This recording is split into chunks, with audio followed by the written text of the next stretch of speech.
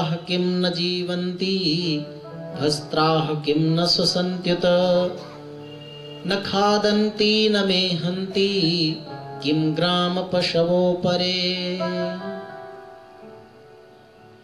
जो लाभ हमें मानव जीवन में मिलता है, भगवत सत्संग, श्रवण, भगवत अनुभव, दर्शन, चिंतन, मनन, वो दूसरे शरीर में नहीं मिलता।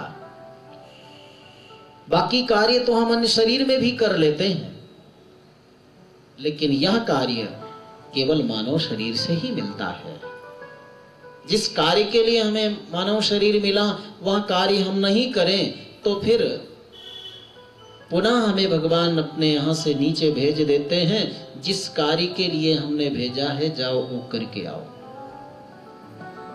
अगर हमने अपने हाथों से भगवान का कहीं कार्य नहीं किया, किसी दीन दुखी को यदि हमने सहयोग नहीं किया, तो हमारे हाथ हो जीवित हाथ नहीं, वो तो वृक्ष की डाल के समान है। जिस जिह्वा से हमने प्रभु का नाम नहीं जपा, मधुर वचन नहीं बोले, मीठे वचन नहीं बोले, भगवत हरि नाम स्मरण नहीं किया, वो जिह्वा मेढक की जिह्वा के समान बताया है। जिन नेत्रों से हमने प्रभु का दर्शन नहीं किया, वो नेत्र मयूर पंख में अंदर बनी रहती है ना, ऐसे नीली नीली, उस नेत्र में और अपने नेत्र में अंतर क्या है। जिन कानों से हमने भागवती कथा नहीं सुना, वो कान और चूहा के बिल में अंतर क्या है, एक जैसे है। जिस सिर से हमने प्रभु को नमन नहीं किया, झुकाया नहीं चरणों में, वो सिर और एक मृत व्यक्ति के शरीर का सिर दोनों एक जैसा माना गया है।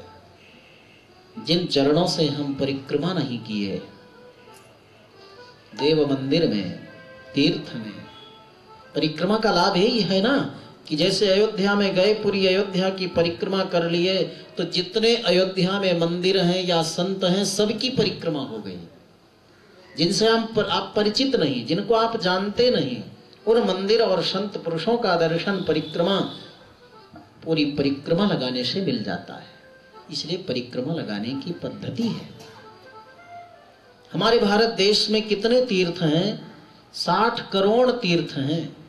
60 करोड़ तीर्थ का आप नाम भी नहीं जानते, दर्शन भी नहीं कर सकते, परिक्रमा भी नहीं लगा सकते, तो क्या करो? बोले भागवत जी को प्रणाम कर लो और व्यासपीठ को परिक्रमा लगा लो, तो 60 करोड़ तीर्थों की परिक्रमा हो जाती है। जहां भगवान की कथा होती है, भागवत कथा होती है, वहां समस्त तीर्थ आते हैं। तत्रैव गंगा यमुना च वेणी गोदावरी सिंधु सरस्वती चा सर्वाणि तीर्थानि वसन्ति तत्र यत्र च्युतोदार कथा प्रसंगः। जहां पर भगवान की कथा होती है वहां पर समस्त तीर्थ आ जाते हैं। तो यहाँ प्रणाम कर लो, परिक्रमा लगा लो, तो समस्त तीर्थों का लाभ आपको मिल जाता है। जीते जी व्यक्ति मृत है, यदि प्रभु का भजन नहीं किया, प्रभु का स्मरण नहीं किया। राजा परीक्षित सुनकर बहुत गदगद हुए, प्रसन्न हुए। अगर समझदार व्यक्ति हो तो भागवत कथा इतनी ही सुनकर अपना आत्मकल्याण कर सकता है।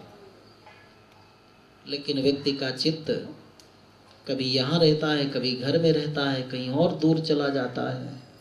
ये मनीराम बड़ा विचित्र है ना, स्थिर नहीं होता। इसको जितना पकड़ो उतना ही भागता है।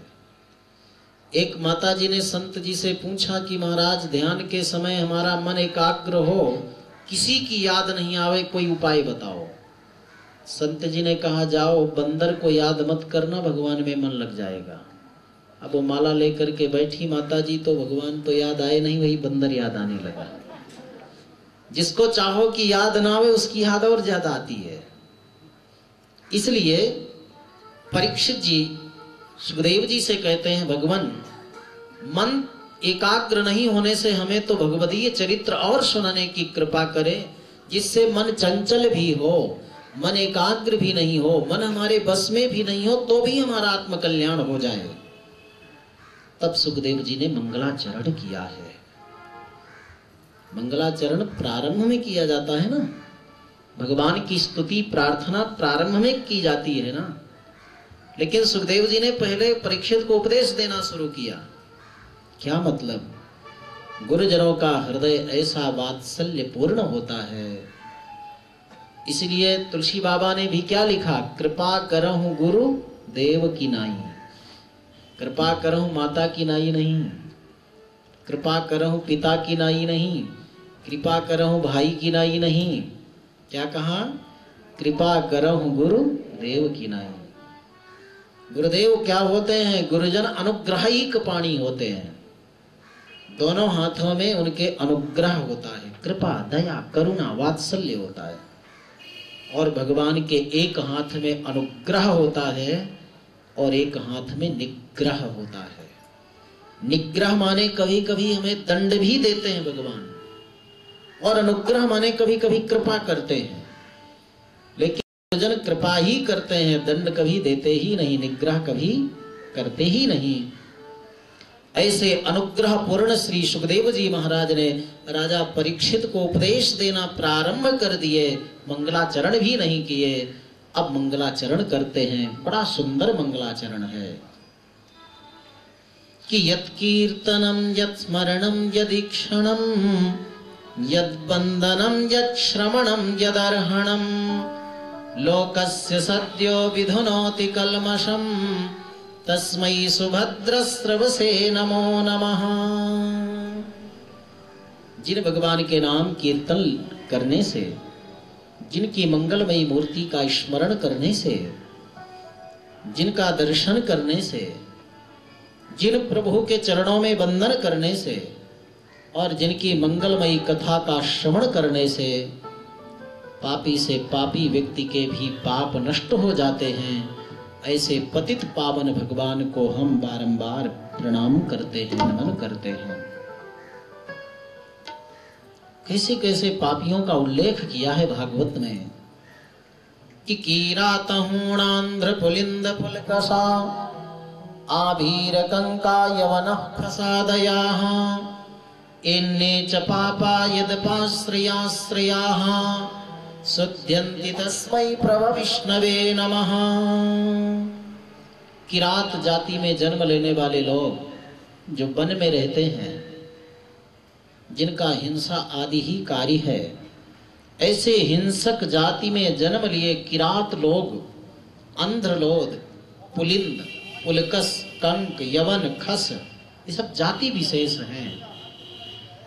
पाप कार्य करना ही जिनका जीवन का लक्ष्य है, कार्य है, ऐसे पापी लोग भी भगवान के भक्तों का भी संग कर लें तो वे लोग भी परिशुद्ध हो जाते हैं, पवित्र हो जाते हैं, मंगल हो जाते हैं। ऐसे पतित पावन भगवान के चरणों में हम प्रणाम करते हैं। भगवान की कृपा पाने के लिए कितना सुंदर मार्ग अपनाया सुखदेव जी महाराज ने।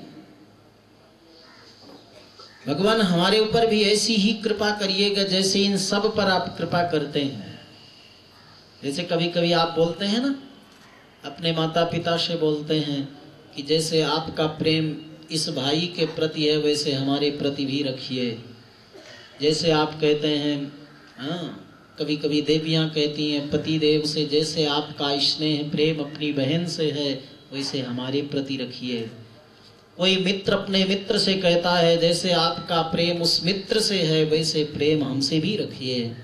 वैसे सुखदेव जी महाराज भी कहते हैं कि श्रियः पतिर्यज्ञ पति प्रजापति धियाम पतिर्लोकपतिर्धरापति पतिर्गतिश्चान्धक वृष्णि सात्वताम प्रसीदताम मे भगवान सताम पति।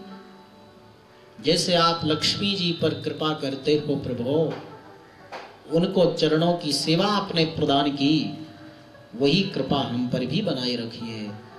जैसे आप यज्ञ करने वाले विद्वानों पर कृपा करते हैं, जैसे माँ यशोदा देवकी पर कृपा करते हुए पुत्र रूप में आप पधारे, वही कृपा हम पर भी बनाए रखिए। जैसे यदुवंशियों पर कृपा कर उनके कुल में जन्म लिए, उसी प्रकार हम पर भी कृपा बनाए रखिए। प्रसीदताम में सताम पति ही। भगवान वही अनुग्रह कृपा दया करुणा हमारे ऊपर भी रखिए। इस श्लोक का प्रतिदिन पाठ करने से भगवान का अनुग्रह मिलता है और मन को शांति मिलती है। भगवान की शरणागति और भक्ति के बिना जीव का कल्याण नहीं। भगवान की शरणागति समर्पण जब तक नहीं हो तब तक किसी भी सत्कर्म से जीव को विराम नहीं मिलता, शांति नहीं मिलती, परिपूर्णता नहीं मिलती। सुखदेव जी इसी बात को बताते हैं कि तपस्विनो दान परायशस्विनो मनस्विनो मंत्र विदा सुमंगलाः लेकिन क्षेमं न विन्दन्ति विनाय दर्पणं तस्मै सुभद्रस्रवसे नमो नमः। तपस्विनः, कोई कठोर तपस्या कर ले। कैसी तपस्या? ठंडी के समय में कंठ भर जल में खड़े होकर के लोग भजन करते हैं और गर्मी के समय चारों तरफ से आग जलाकर बीच में बैठकर पंच तपा तप तपते हैं। वो कठिन तपस्या कोई कर ले लेकिन उससे विराम नहीं, अवसान नहीं, पुनर्जन्म की निवृत्ति नहीं, मन को शांति नहीं, मन में प्रसन्नता नहीं। दान परा, समस्त संपत्ति को कोई दान देकर वन में चला जाए और कोई पूरे वेद को कंठस्थ कर ले, मन को एकाग्र कर ले, लेकिन क्षेमम न विन्दन्ति, उनका क्षेम नहीं, कल्याण नहीं। कल्याण कब, क्षेम कैसे? बिना यदर्पणम, हम अपने कर्म सत्कर्म जीवन को भगवान के चरणों में समर्पित कर दें, इसी को तो शरणागति कहते हैं। गीता में भगवान ने अर्जुन को सब समझाया, कर्म योग समझाया, ज्ञान योग समझाया, भक्ति योग समझाया, संन्यास योग समझाया, सब योगों को समझाया, लेकिन अर्जुन को शांति नहीं मिली। और जब भगवान ने कहा चिंता मत करो, सर्वधर्मान परित्यज्य माम एकम शरणं व्रज अहम त्वा सर्व पापेभ्यो मोक्षयिष्यामि मा शुचः। ये कहते ही अर्जुन को परम शांति मिल गई।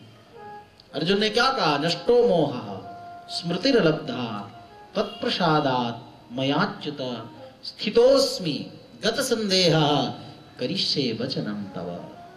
इसी शरणागति को हमारे आचार्यों ने, हम लोगों ने जो परंपरा में लिया है कि बाहुओं में शंख चक्र देकर ऊर्ध्वपुंड धारण कर भगवान के चरण शरण में समर्पण कर और मंत्र प्रदान कर, यही पूर्ण शरणागति का स्वरूप बताया है।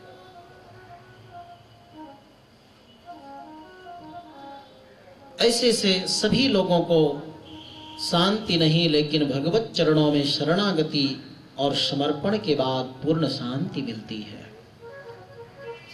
एक बार नारद जी ब्रह्मा जी के पास गए तो ब्रह्मा जी बैठकर ध्यान लगा रहे थे। जब ध्यान से उठे तो नारद जी ने पूछा, आपने जगत का निर्माण किया, फिर आप किसका ध्यान कर रहे थे? ब्रह्मा जी ने कहा, पुत्र नारद, तुम भी भगवान की माया में व्यामोहित हो गए। तस्मै नमो भगवते वासुदेवाय धीमहि यन्माया दुर्जया माम ब्रुवन्ति जगद्गुरुम। जगत के सृष्टिकर्ता मुझे तुमने समझ लिया, तुम्हें मालूम नहीं पुत्र कि सृजामि तन्युक्तो हम हरो हरति तद्वसः। उन सर्वेश्वर प्रभु की आज्ञा का पालन करते हुए मैं जगत की सृष्टि करता हूं और स्वयं भूत भावन शिव जगत का संहार करते हैं और स्वयं भगवान श्री हरि अपने स्वरूप से जगत की रक्षा करते हैं, पालन करते हैं। नारायण परा वेदा नारायण परा मखाः नारायण परा लोका नारायण परा कथा। सब कुछ नारायण का ही तो वर्णन होता है। ऐसे भगवान की महिमा का वर्णन स्वयं ब्रह्मा जी ने नारद जी से भी किया है। तो नारद जी ब्रह्मा जी से और सुखदेव जी से परीक्षित जी पूछते हैं कि भगवान के कितने अवतार होते हैं? सुखदेव जी ने कहा, भगवान के तो अनंत अवतार हैं, कोई अंत नहीं।